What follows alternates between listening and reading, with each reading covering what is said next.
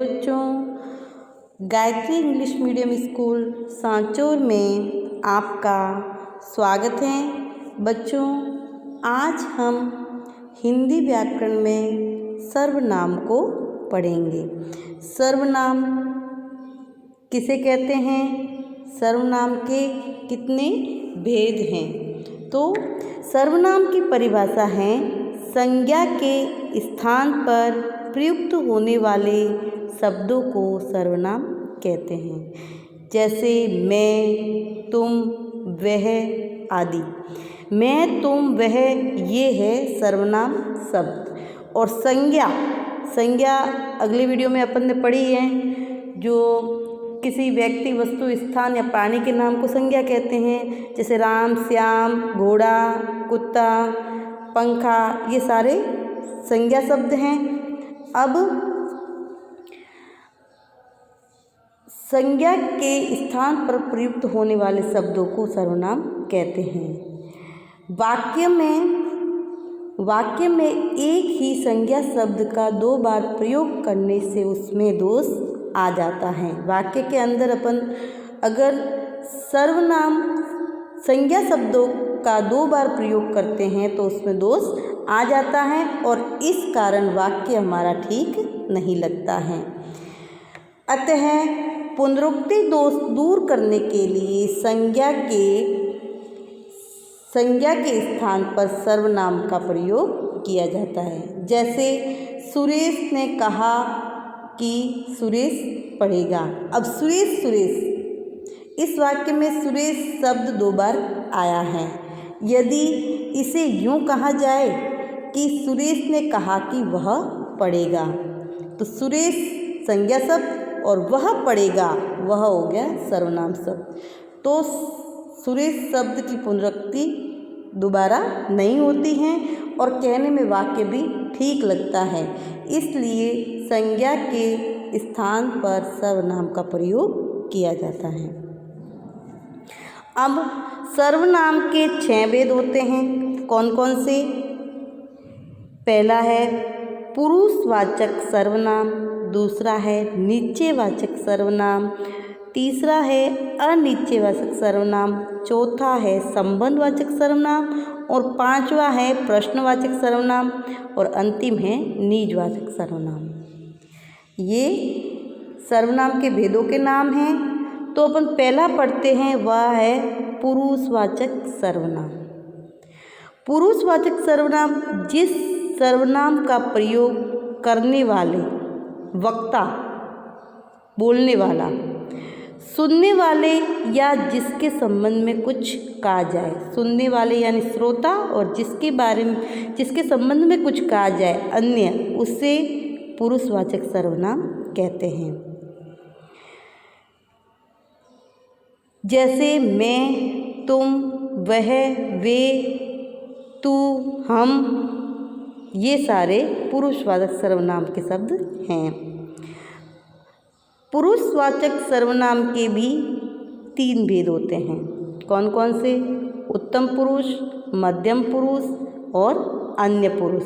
उत्तम पुरुष के अंतर्गत आएगा वक्ता, मध्यम पुरुष में आएगा श्रोता और अन्य पुरुष में आएगा जिसके बारे में हम बात करें। उत्तम पुरुष जिस सर्वनाम का प्रयोग बोलने वाला स्वयं अपने लिए करे। जिस सर्वनाम का प्रयोग बोलने वाला स्वयं अपने लिए करता है उसे उत्तम पुरुष कहते हैं। जैसे मैं, मेरी, मेरे, हम, हमारे, हमारा, मुझको, मुझे आदि। दूसरा है मध्यम पुरुष यानी श्रोता, जिस सर्वनाम का प्रयोग बोलने वाला सुनने वाले के लिए करे। जैसे तुम, तू, तेरा, तुम्हारे, तुम्हारी, तुम्हारा, आप, आपका, आपकी, आपके, ये सारे शब्द मध्यम पुरुष के हैं। अब तीसरा है अन्य पुरुष, जिसके बारे में उत्तम पुरुष और मध्यम पुरुष किसी अन्य के बारे में बात करते हैं। जिस सर्वनाम का प्रयोग वक्ता तथा श्रोता यानी कि उत्तम पुरुष और मध्यम पुरुष के अतिरिक्त किसी के लिए कहा जाता है उसे अन्य पुरुष कहते हैं। जैसे वह, वे, उसका, उसकी, उसके, वह, ये, इसका, इसके आदि ये अन्य पुरुष के शब्द हैं। अब दूसरा जो है वो है निश्चयवाचक सर्वनाम। निश्चयवाचक सर्वनाम जिस सर्वनाम के द्वारा किसी निश्चित वस्तु का या किसी निश्चित पदार्थ का बोध होता है उसे निश्चयवाचक सर्वनाम कहते हैं। इसका उदाहरण है यह, वह, वे, ये आदि। यानी वह तो राम है, वह तो राम है, राम यहाँ पर निश्चित है कि वह राम ही हैं। अब तीसरा है वह है अनिश्चयवाचक सर्वनाम। जिस सर्वनाम से किसी निश्चित वस्तु का बोध न हो उसे अनिश्चयवाचक सर्वनाम कहते हैं। जैसे कोई, कुछ, कई, ये इसमें हमें किसी निश्चित वस्तु का ज्ञान नहीं हो रहा है, इसलिए यहाँ पर अनिश्चयवाचक सर्वनाम हैं। अब चौथा है वो है संबंधवाचक सर्वनाम। जिन सर्वनाम शब्दों के द्वारा परस्पर संबंध जाना जाता है उन्हें संबंधवाचक सर्वनाम कहते हैं। जैसे जो, सो, जिनका, उनका, जिससे, उससे। मैंने एक वाक्य बनाया है, जो करेगा सो भरेगा। जो और सो दोनों सर्वनाम शब्द हैं और इनको यहाँ पे जोड़ा गया है। जिसकी लाठी उसकी भैंस, आप भी ऐसे बना सकते हैं। प्रश्नवाचक सर्वनाम। अब जिन सर्वनाम शब्दों से प्रश्न का बोध होता है, पांचवा है प्रश्नवाचक। जिन सर्वनाम शब्दों से प्रश्न का बोध होता है उन्हें प्रश्नवाचक सर्वनाम कहते हैं। जैसे कौन, क्या, कब, ये कौन है, ये क्या हो गया, ये कब आएगा, ऐसे वाक्य होते हैं, वहाँ पर प्रश्नवाचक सर्वनाम होता है। निजवाचक सर्वनाम।